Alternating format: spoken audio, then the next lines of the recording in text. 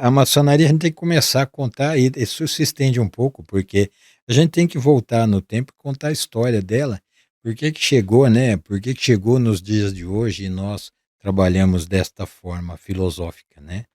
É assim, é uma quase uma unanimidade entre os historiadores que a maçonaria que praticamos hoje, ela vem da época das guildas de pedreiros livres da Idade Média. Então, quando houve o Império Romano ruiu, o Império Romano tinha um conhecimento da arte da construção absurdo, tanto que até hoje nós temos aí vários, eh, várias construções, né, feitas pelos romanos. Então, quando o Império Romano ruiu, entrou na fase negra na Europa, né, que foi a Idade Média, a Idade das Trevas, e as populações se fecharam em feudos. Então você tinha o senhor feudal com a sua família e os camponeses que ficavam lá trabalhando para o senhor feudal em troca de proteção. E eram castas extremamente rígidas, né? Quem era camponês nascia camponês, ia morrer camponês, e quem estava lá com o senhor feudal da família estava tudo bem. Mas nesse meio tinham aqueles que na época da de Roma, do Império Romano, detinham o conhecimento da arte da construção. E com a decadência do Império Romano, eles não deixaram de trabalhar, eles não deixaram de conhecer como faziam. Então eles se fecharam em guildas. O que são guildas? São corporações de trabalhadores.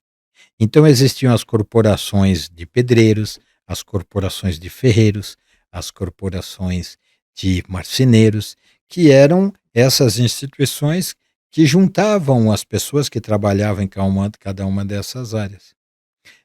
Então, no caso da nossa maçonaria, que maçom em francês significa pedreiro. Então, é pedreiro. Eles trabalhavam com as pedras. Aí fala assim: "Ah, a maçonaria ela remonta de tempos imemoriais antes do Egito, nos persas". É verdade, a maçonaria é operativa, porque a gente tem lá, eh, que os antropó a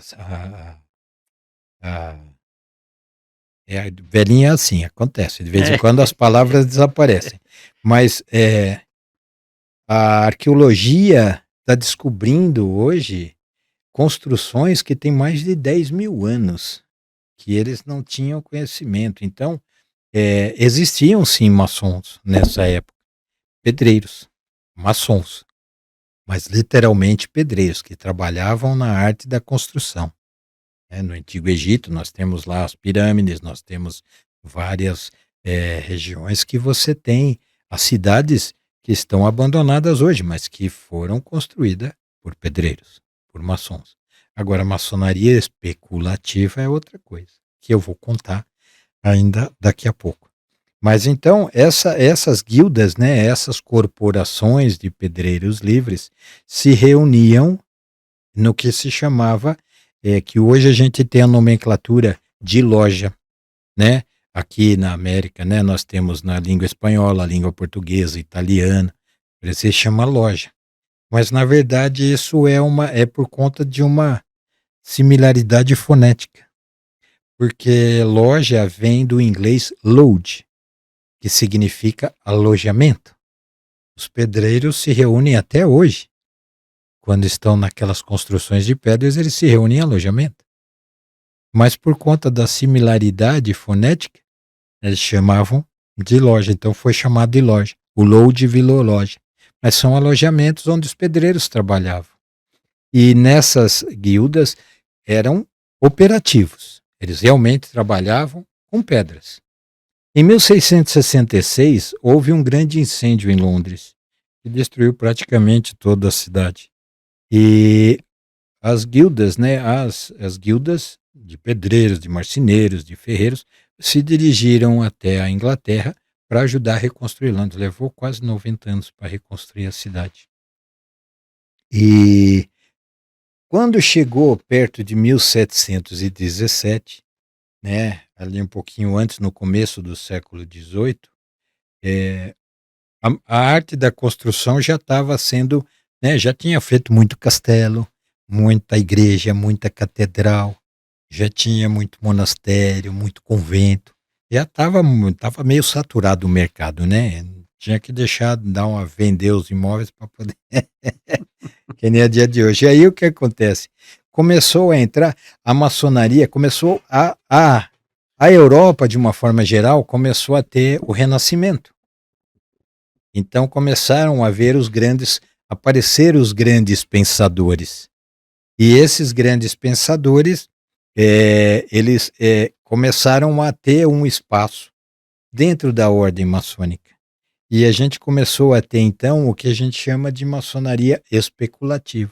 Então, algumas lojas já tinham no seu quadro maçons que eram maçons, pedreiros, e que eram operativos, e maçons especulativos. Em 1717, essas guildas sempre se reuniam nas festas solsticiais. Era ali que você tinha um candidato a ser pedreiro, né, a trabalhar na guilda, que ele era iniciado. Eram nos solstícios que se faziam as festas de São João, né, o solstício de verão e de inverno na Europa, que era de São João Batista e São João Evangelista, né? E nessa situação, então, o resolveram, então, 4 lojas maçônicas, algumas operativas, outras mistas, já com operativo e especulativo, e outras só especulativa, resolveram se unir para fazer junto a festa solsticial. Porque cada um fazia a sua, e você tinha um monte lá, então eles resolveram fazer uma festa solsticial, então eles criaram a grande loja, a primeira grande loja da Inglaterra, aonde essas 4 lojas chama a Macieira, a Taça às Uvas, a Coroa e o Ganso e a Grelha. Eram 4 lojas que o nome delas era o local aonde eles se reuniam, que não tinha templo naquela Existe época. alguma delas até hoje? Existe, eu não sei, assim, tem uma que parece que ainda tem o local, mas as lojas não existem mais. As guildas não tem mais, não existe essas lojas, 4 lojas não tem. E elas, pelo que eu sei, né? Sabe que a arqueologia quebra qualquer historiador, né? Nada é absoluto. E então, essas 4 lojas então criaram a grande loja para poder fazer. Nos primeiros anos foi só para fazer as festas solsticiais. Até que em 1723, na verdade 721, a primeira Constituição de Anderson, aonde ele começou a organizar o funcionamento da maçonaria especulativa. E depois, então, o que é a maçonaria especulativa? Ela deixou de ser operativa e passou a ser filosófica. E aí os irmãos passaram a ser, então, os membros das lojas maçônicas passaram, então, a ser, filosoficamente, uma pedra para a construção de um edifício social ideal. Então, na maçonaria filosófica, que é especulativa, cada um de nós, cada maçom, é uma pessoa, é uma pedra para a construção de um edifício social ideal, onde você tem o respeito, onde você não tem a vingança, onde você trabalha o respeito, a dignidade das pessoas, essas diferenças, né? Os preconceitos são todos trabalhados para que eles deixem de existir e a gente viva realmente em harmonia, onde todos conseguem viver em harmonia, apesar das diferenças. Então é isso que os maçons hoje especulativos, né, desde 1723, quando foi feita a segunda Constituição de Anderson, que está até hoje, quando ela foi feita, então é isso que a gente segue, né? São comportamentos virtuosos, nós temos que colocar em prática as virtudes cardeais, né? De amor, de respeito, de humildade, de fraternidade, de perdão, de tolerância.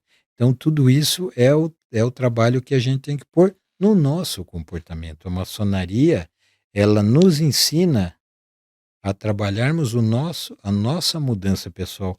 A maçonaria não está aqui para fazer com que as pessoas corrijam umas às outras. Cada um corrige a si mesmo, porque é aqui que a gente muda. Se eu quiser mudar o mundo à minha volta, eu tenho que mudar o meu comportamento. É através do exemplo do comportamento que a gente vai mudar o comportamento das pessoas que estão ao nosso lado. Se você agir com gentileza, se você for uma pessoa amável, se for respeitoso, se for gentil, né? Você vai fazer com que as pessoas lhe tratem do mesmo jeito. Você nunca vai ser hostilizado se você tratar a pessoa com amor, com gentileza, com respeito. Nunca. Isso não existe.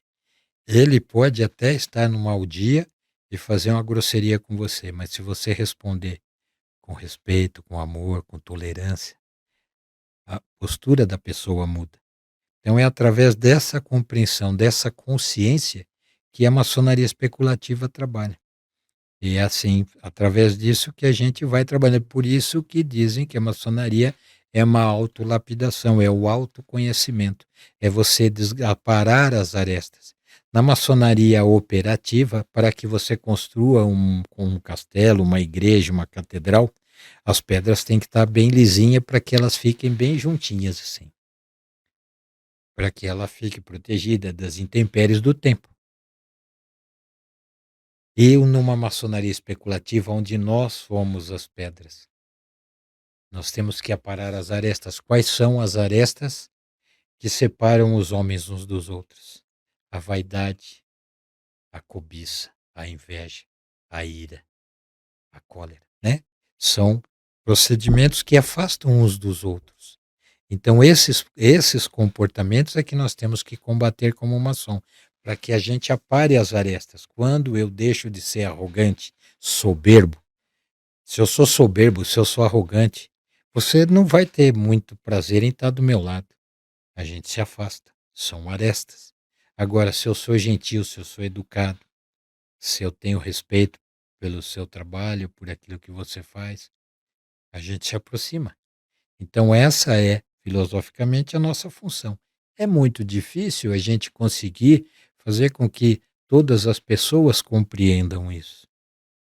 É muito difícil, mas nós estamos aqui para evoluir. Nós não estamos aqui nesse mundo para só comer, beber, fazer filho ir embora e morrer. A gente está aqui para evoluir espiritualmente, para crescer. A maçonaria preza a prevalência do espírito sobre a matéria. Então nós estamos aqui para nos tornarmos pessoas melhores. A gente veio para esse mundo para a evolução pessoal, espiritual.